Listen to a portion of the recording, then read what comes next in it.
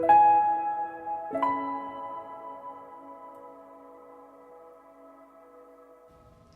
as a licensed clinical social worker who has worked alongside many trauma victims and having had my own trauma experiences, I think it's very important that we understand the layered effects of trauma. I like to refer it as the roots versus the symptoms. And so how do I like to explain this to people? What I usually share is typically when a client is coming to us, the experience that they are currently facing is likely a symptom of something much deeper. And so, for example, this might be that their rent is not able to be paid, or the unexpected pregnancy, or a domestic violence situation. Whatever the experience is that they're walking in and sharing with us is the symptom to something way deeper.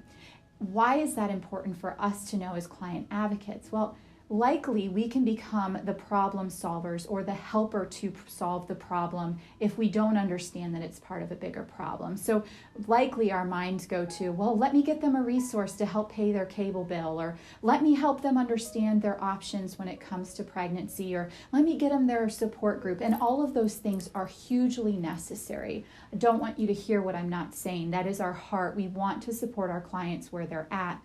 But if we are going to see change in our clients, if we are going to truly impact generations and communities and families and the lives of these unborn babies, we need to understand that there are way deeper roots that our clients are walking in.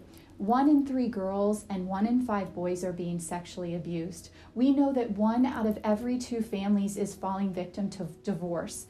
Substance abuse, you hear about the opioid crisis. We are seeing suicide multiplied. There are things that are impacting families, 1, 2, 3-year-old children, and they don't understand that that is trauma. They are just learning to react to that trauma. And then you have a 5, 8, 10, 12-year-old boy and girl that is growing up as these things are their normal. Their perception is the way that their dad drinks every night, or the way that their mom uses men to feed her own needs. Those become really ingrained, normalized behaviors for them. And then when they're 17, 18, 19, and they've been in unhealthy relationships and find themselves pregnant, they start to repeat the pattern of behavior.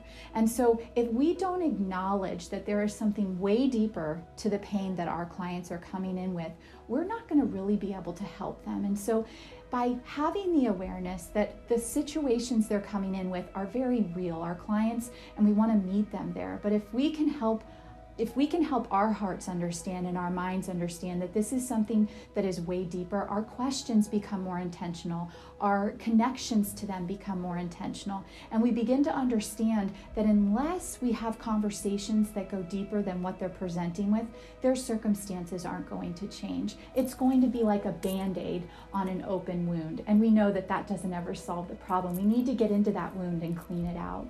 And so you're going to hear this a lot in your training, and you're going to talk about what it is when a client comes in with needs and different circumstances.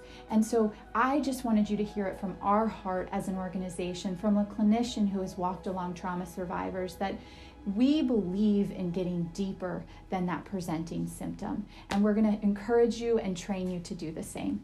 Thank you.